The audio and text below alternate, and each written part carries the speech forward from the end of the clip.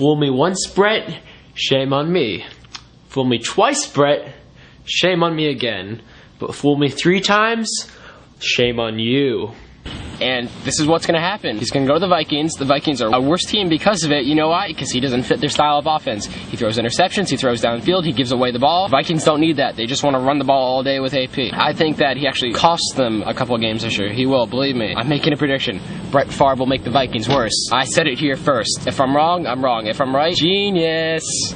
Well, anyway, part of that prediction was completely wrong. Brett Favre, in fact, took the Vikings from an above-average, good playoff team to one of the elite teams in the NFL and a team that almost represented the NFC in the Super Bowl. But he did single-handedly cost the Vikings one thing, and that was a chance to win the game by throwing that interception with less than a minute left on the clock in the fourth quarter. He ultimately sealed the Vikings' fate. From then on, it just seemed like it was destiny, which has been the Saints' theme for the entire season, that the Saints would win and the Vikings would lose. I did pick the Vikings to win. I thought they were a better team, better suited to win, just better across the board. But although my brain was telling me to pick the Vikings, my heart and my emotions was telling me to pick the Saints, but I stayed with the Vikings, and, well, they lost. Since I'm really, really bad at picking teams, I guess they just had to lose. But once again, that Favre turnover proved to be oh so costly. Anyway, the Vikings dominated throughout the entire game. They had more yards, more first downs, more third down conversions, more time of possession,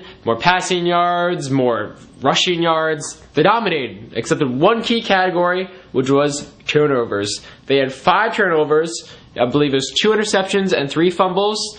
To the Saints' 1 turnover, which was the Reggie Bush fumble, muff punt, at the end of the half. Now, if you followed me on Twitter, you would have seen last night that I tweeted that before the game would eventually come down to who could get to the quarterback more, and whoever would win the turnover battle. Whoever would dominate those 2 aspects of the game will win.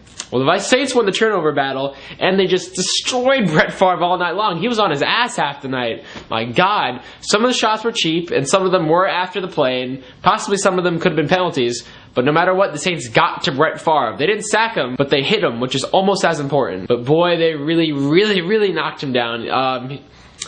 After one instance when he was knocked down, I believe he hurt his ankle. He had to get his ankle taped up. He wasn't as mobile afterwards. After the consistent knockdowns and hits, it really starts to wear on a quarterback. Because in your mind, you're thinking, okay, I have less time to get the ball off, and when I get the ball off, I don't want to get hit. Thus, Brett was more prone to gambling.